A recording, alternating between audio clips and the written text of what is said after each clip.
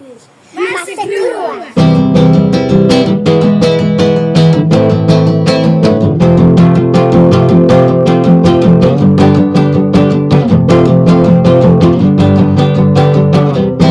Massa crua! Ana Catarina Gomes, tu não vês nada, não é? Nada. Isso aconteceu-te com quantos anos? Eras adulta já? Olha, eu tinha cerca de 28 anos, foi depois do nascimento da minha filha, foi quando as coisas começaram a correr menos bem e depois foi um processo que ainda se arrastou ali durante 2 anos, mas foi um processo muito complexo e depois acabou por nada resultar e eu acabei por perder a visão completa aos 30 anos. Pá, como é que uma pessoa, isso é uma coisa que me faz confusão, como é que uma pessoa que via perfeitamente, de repente, deixa de ver, como é que encara isso? Para ti foi um drama e é um drama? Olha, então, eu nunca vi perfeitamente. Eu vi perfeitamente dentro daquilo que era possível, dentro do quadro clínico que eu tinha. Portanto, ok. Já tinhas baixa visão? Minha situação era congénita, portanto, logo ao nascimento perceberam que havia qualquer coisa que não era convencional. Eu não nasci com os olhos clarinhos e que se pudesse perceber bem ali as estruturas dos olhos, tinha uma membrana que cobria e depois quando essa membrana foi removida, já no continente, é que se percebeu que afinal eu tinha glaucoma, que no fundo acaba por ser a tensão alta na vista. E fui logo intervencionada e medicação e outras terapêuticas e as coisas foram-se compondo relativamente bem, até que sempre tive um olho mais fraco do que o outro, com menos possibilidades de vingar. Porque as crianças, quando nascem com glaucoma, acabam por trazer uma doença de pessoas com uma certa idade num corpo acabado de nascer. E, portanto, se nós formos terem atenção o estrago que isto vai fazendo ao longo do tempo, claro que a nossa esperança média de vida dos nossos olhos acaba por ser muito menor. Mas, obviamente, com estas alterações e com estas inovações da medicina, muitas coisas já se conseguem controlar. Naquela altura, lembro-me de me contarem, porque não tenho grandes memórias dessa altura, apesar de ter memórias desde muito cedo, e a minha primeira memória é justamente numa mesa de cirurgia. Houve uma cirurgia que correu mal e eu tive um sangramento e ao tentar remover aquele sangue que estava ali acumulado e que não tinha que estar, acabaram por perfurar a córnea e o meu olho direito ficou morto para a vida. E, portanto, o outro foi-se conservando, foi-se estabilizando, depois, por volta dos 9 anos, fiz uma cirurgia, dessa tenho muitas memórias, com uma recuperação complicada de muitas semanas, e lá tivemos no continente, era uma cirurgia arriscada que podia correr bem, podia correr mal, e se corresse mal, eu teria deixado de ver nessa altura. Correu bem, felizmente, mas depois foi justamente por causa desta cirurgia ao glaucoma que todo o tratamento que foi feito à minha retina muitos anos depois acabou por não resultar. Porque à medida que nós vamos abrindo o canal para que o humor aquoso circule bem dentro do olho, também depois abrimos canal para que, por exemplo, o silicone não fique fixo à nossa retina. E, portanto, não ficando fixo, dançamos nós também ao ritmo dele. Eu vou fazer uma pergunta estúpida, desculpa interromper, mas a gente também não tem muito tempo, temos meia hora e é isso que vai ser, porque senão quando as câmaras disparam, a tristeza. É uma questão técnica quando mesmo. começo a falar, depois também... Não é isso, é que eu também gosto de ouvir as pessoas, deixar as pessoas a falar, mas temos limitações técnicas, digamos assim. Isso é uma pergunta estúpida se calhar, mas como é não ver? Eu não sei como é que é não ver. Claro que tu parece que estás a dizer que foste adaptando à circunstância. Sim. Como é isso, não ver? Como é isso no dia-a-dia? Como é que fazes a tua vida? Claro que existe sempre uma fase de adaptação. A gente tem que se adaptar ao mundo que a gente tem e ao mundo que está disponível para nós. Nesse caso, o mundo das trevas. Também, Sim, não de um ponto de vista muito negativo, porque temos que nestas coisas ver sempre o copo meio cheio.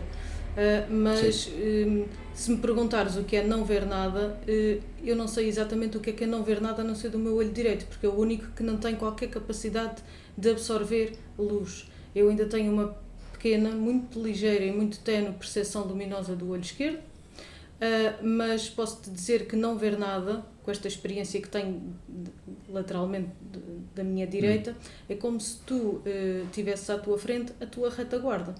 É como se estivesses a caminhar em frente com a visão que tens à tua retaguarda. Ui, isso é muito complexo. E assustador, devo dizer. É assustador. Pois, é isso. Ana, mas voltando aqui a esta questão de... Tu tens aqui escrito natural da Ilha do Pico. Não foste nascer ao Faial, pois não? Não, nasci mesmo na Ilha do Pico. Ok. Foi dos últimos bebés a nascer por ali. E sim, nessa altura as pessoas já faziam a travessia do canal. Eu acabei por não fazer, foi uma opção talvez mais por conveniência do dia a dia e também das distâncias, e ainda havia condições para que isso acontecesse, e eu nasci no Pico e tenho muito orgulho disso. E tens alguma relação com os construtores navais, não? Com o Santa Mar ligado aos barcos? Ou... Não, nós sempre tivemos uma família muito voltada para a terra e para a criação de gado.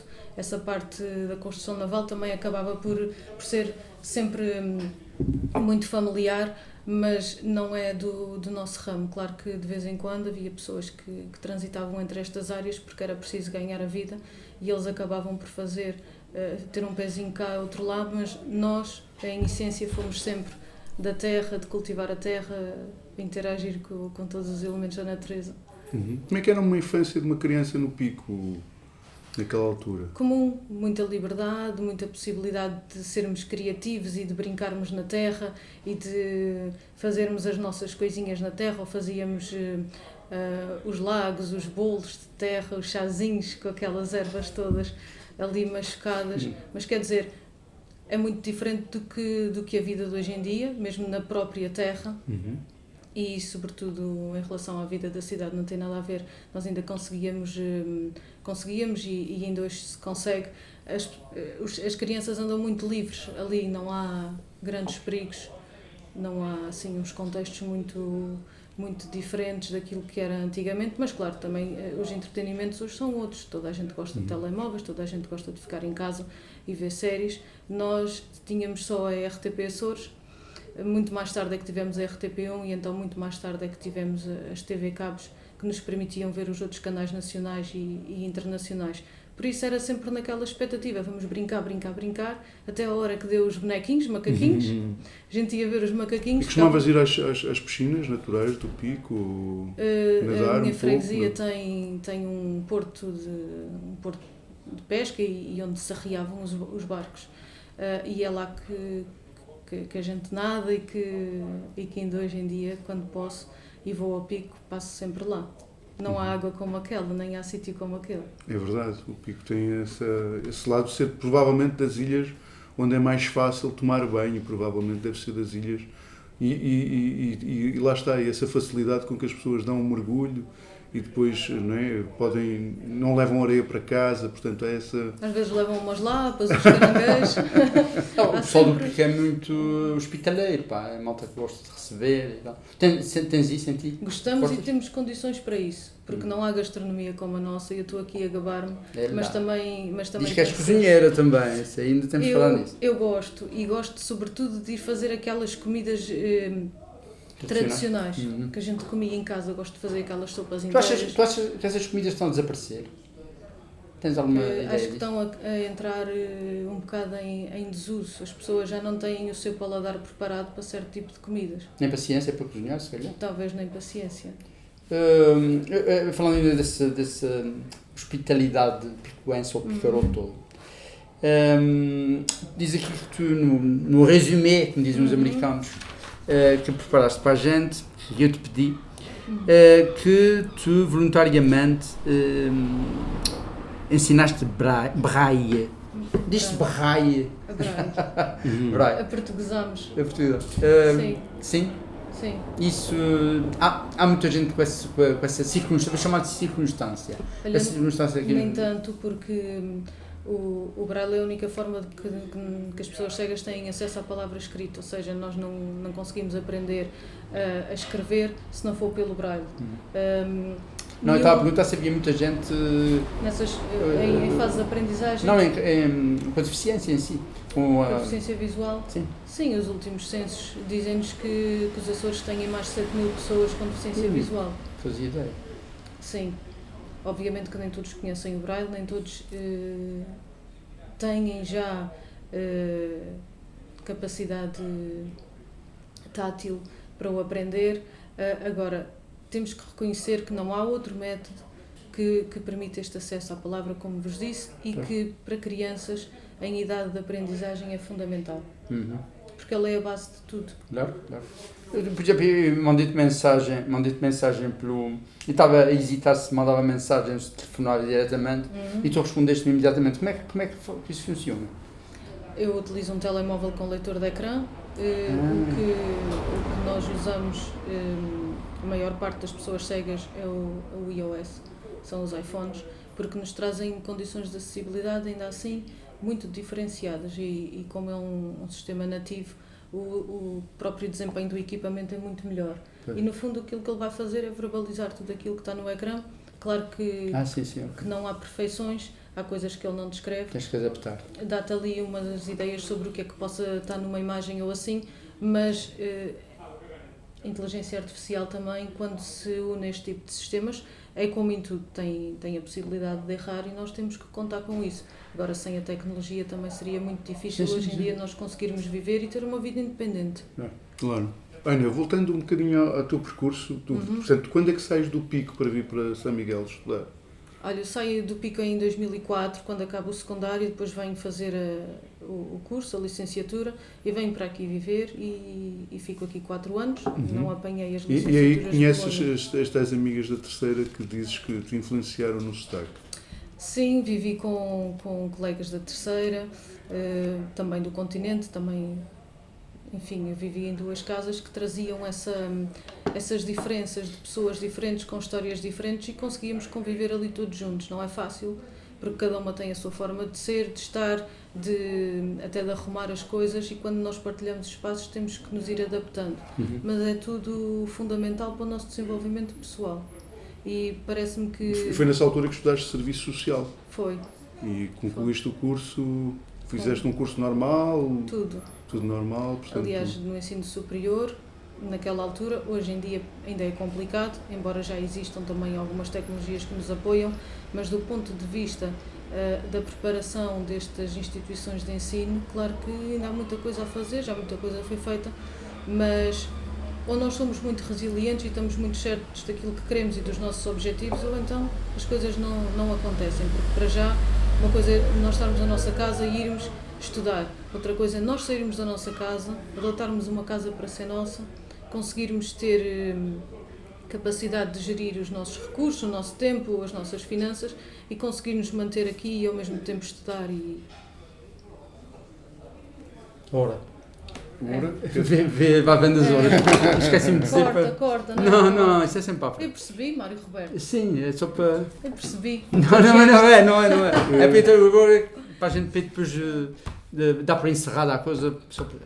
Não, e diz-me uma coisa. Como é que lembras-te de algum professor que tivesse marcado nessa altura, na universidade? Nesse curso de serviço social? Professor, ou professor, ou circunstância, alguma coisa que tenha sido fundamental para o teu percurso? Que têm destaque, uns pela negativa e outros pela positiva. Eu, como gosto de me focar naquilo que é positivo, olha, por exemplo, a professora Fátima Dias era a diretora do nosso curso. E, não é essa. Essa de gestão, ou de economia, ou Esquece. É outra. Marcou, começou por ser... uma personalidade mais complexa, para além daquilo que nós estávamos habituados todos, mas depois nós conseguimos perceber ao longo do tempo aquilo que ela nos queria transmitir e ainda hoje em dia encontrou muitas vezes e falamos. Depois vamos encontrando sempre gente boa que vai contribuindo, depois os orientadores de estágio e tudo também. Eu sei que escreves poesia, foi nessa altura que desenvolveste o gosto ou já trazias do Pico? Isso é um talento hereditário. É? Sim, já a minha avó gostava muito de escrever e escrevia muito para nós, para os netos todos, para os filhos. Sempre que havia um episódio importante na nossa vida, ela dedicava-nos. Depois o meu pai também tem jeito para as coisas, embora, enfim, sendo homem, tem menos essa necessidade de expressar os sentimentos perante os outros, talvez, acho que por uma questão de educação. E depois também sendo criados e habituados a certas coisas, nós também vamos naturalmente desenvolvendo o gosto, ou pelo menos vamos experimentando, nem que seja fazer aquilo que os outros fazem e perceber, olha, afinal, se calhar eu também tenho um bocadinho de... Tu lês muito? Nem tanto como gostaria, porque para mim os dias são sempre contados ao cronómetro, eu tenho muito pouco tempo livre e quando o tenho, geralmente sou vencida pelo cansaço. Olha, ela abriu exceção para a gente, ela conseguia enfiar na sua agenda apertadíssima, falar com... tive que mudar algumas rotinas, mas estou aqui, como tu gostas, a gente consegui. Mas diz-me uma coisa, Santa Mara é conhecido por ser uma terra de músicos, não é? Não tens nenhuma relação com a música, neste caso? Não. Poesia pode ser música. Poesia também pode ser música, é verdade. Não, só herdaste a paixão pelas letras. Gosto de escrever. Acho que é a forma como a gente... Quando é que tu escreves? Escreves de manhã, à noite ou quando te dá jeito? Escrevo quando tenho que escrever. Por exemplo, se tenho uma fita para assinar de alguém que vai fazer a benção das pastas, fiz há pouco tempo para a minha sobrinha mais velha.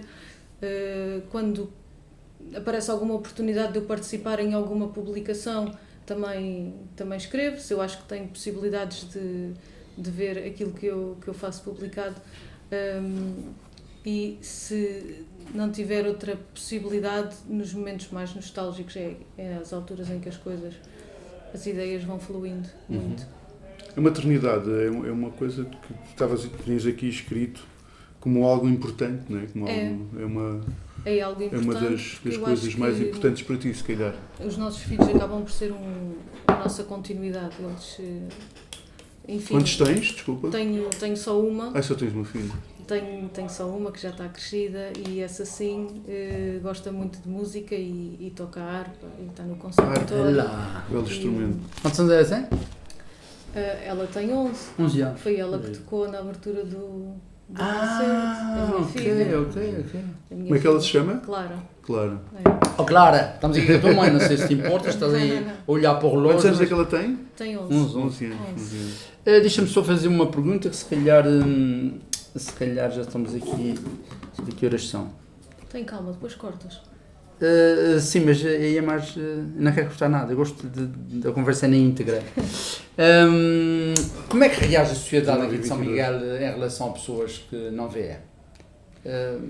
Facilita? Ainda com pouca naturalidade. Ainda sempre numa perspectiva, eu diria, de... Coitadinho. Às vezes. Sim. Às vezes, outras Isso vezes... não te dá vontade de lhe dar uma bengalada? Então, há dias em que as coisas nos caem melhor e há outras em que as coisas nos caem pior. Tento ter sempre uma postura de sensibilização. Ou então aproveitar eventualmente o apoio que aquela pessoa, apesar de às vezes expressar-se de forma menos correta, tem para me oferecer.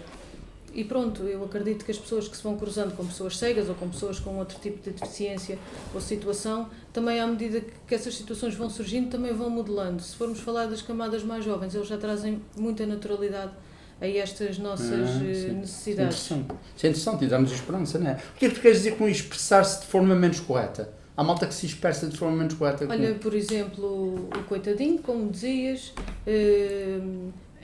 olha, tão novo e ceguinho, ou tão novo e ceguinho. Esse tipo de coisas. O invisual. Eu sei que as pessoas utilizam para suavizar e para nos tratar com mais carinho. Fez que digam cego. Cego. Okay. Porque é uma das formas que nós temos de pôr as pessoas e de nos expressarmos realmente a nossa condição de uma forma crua. Eu por acaso estava a usar a palavra circunstância para não dizer deficiência, se calhar. É tranquilo. Cega, ok, isso é fixe. Ana, diz aqui também na tua pequena biografia que, portanto, também colaboras nesta questão do associativismo de pessoas com deficiência visual. Sim. Eu agora lembrei-me do Festival de Tremor e do... Não sei se tens acompanhado aquele encontro, o Onda Amarelo, o Som Cinzero, entre pessoas com deficiência... visual, e que neste caso não tem a ver com... Mas são sobretudo pessoas auditiva, que também pessoas surdas e pessoas que têm algumas dificuldades. Como é que sentes essa necessidade desses projetos das pessoas, uma forma de interagirem com, digamos, com a sociedade? Eu A vossa acho associação que- também estaria disponível para, Sim, para claro esse que tipo sim. de projetos? Nós cada vez mais temos tentado que as pessoas aproveitem o máximo de oportunidades possíveis, que as agarrem, que as experimentem, porque se nós nunca tivermos em determinados contextos, nunca vamos perceber se até gostamos de determinadas atividades, temos alguns talentos e é sobretudo nesta necessidade de quebrar o gelo e evitar o isolamento que toda a atuação das instituições, particularmente daquela em que eu trabalho, é esse o nosso foco, é a reabilitação. E só se faz uma boa reabilitação quando, para além de nós aprendermos estratégias fundamentais para o desempenho de atividades cotidianas, também conseguimos ir conhecendo de uma forma muito específica os espaços de cultura, os espaços de música, os espaços, sobretudo, que se dedicam à arte. Porque acabam por ser, por exemplo, imagina uma exposição de fotografia, uma exposição de pintura, para nós é tudo como se não existisse. Porque nós tocamos e não sentimos nada. Se não houverem recursos de acessibilidade, para nós acaba por ser uma sala igual a outra qualquer. Mas se nós tivermos o recurso, por exemplo, da audiodescrição, nós já conseguimos desfrutar, eventualmente em igualdade de oportunidades, com os demais. Interessante. Quando eu fizer uma exposição, talvez faça isso. Sim. Nunca me ocorreu. Pois, porque não? Por exemplo, e audiolivros? Achas que há muitos audiolivros cá? Neste momento nos Açores há gente a fazer audiolivros ou a trabalhar esta questão, ou acho que é muito residual ainda? Ainda não é uma área que eu possa falar com muito conhecimento. Aquilo que posso dizer é que, independentemente do livro, de todos aqueles que comprei e que li, se não for necessariamente em formato áudio, também sendo em e-book, nós, através dos leitores de ecrã, também conseguimos aceder. E por isso não se perde assim tanto naquilo que diz respeito à literatura. Agora, nada substitui, para quem já teve essa experiência, o gosto de nós pegarmos num livro, podermos folhear, sentir o cheiro, ver as imagens, o desenho das próprias letras no papel, nada substitui. E ler era uma coisa que eu gostava muito de fazer, mais pelo gosto de ter o livro e fazer parte dele e ele parte de mim. Ana, eu gostava que falasses um bocadinho, e acho que é uma curiosidade que eu tenho em relação às pessoas que perderam a visão. Achas que são pessoas muito mais atentas nos outros sentidos, por exemplo? Têm os outros sentidos muito mais despertos que digamos que as pessoas que veem? Sobretudo, mais despertos. Existem alguns mitos que dizem porque as pessoas cegas ouvem melhor. Nós não ouvimos melhor, nós simplesmente usamos a audição como nosso sentido principal. Ele é um sentido de comunicação de longa distância e, portanto, é ele que imediatamente vai substituir a visão no caso de nós não a termos. E, portanto, tudo que pode ser ouvido, tudo que pode ser sentido, tudo que pode ser tocado e percepcionado, é esse conjunto que vai fazer com que os nossos olhos quase funcionem. Por exemplo, o Dalí falava que o sentido mais intenso que existe era o olfato, não é? Porque tinha a ver com uma questão da imortalidade. Ele dizia que é o que nos dá o sentido de imortalidade, portanto, nunca mais nos esquecemos. Portanto, é por isso que muitas vezes falamos muito dos cheiros da casa dos avós, da alimentação, não é? Isso fica tudo a pairar. Mesmo. Ou então quando vem o outono, não é? O cheiro da terra, ou das folhas caídas. Quando chega o outono, ou quando começa a primavera, há sempre aquele cheiro de lenha queimada aí no ar. Sim, sim. Eu, às vezes, cada vez menos. E eu às vezes digo assim ao meu marido, estás a ver, cheira a pico. Ok. O pico é para ti a sinal da primavera, então. E quando eles acendiam os fornos para cozer o pão, isso era tradição lá em casa, todos os meses pelo menos, alguém acendia o forno, depois cada vez menos, porque depois também podemos começar a congelar as coisas e tudo mais. Eu tinha isso em Vila Franca também. Mas nós fazíamos o pão e era um cheiro da nossa casa. E então, quando há esse cheiro no ar, eu lembro-me sempre, olha, Carlos, cheira ao pico. Este também é de pico. Eu também é de pico. Que engraçado.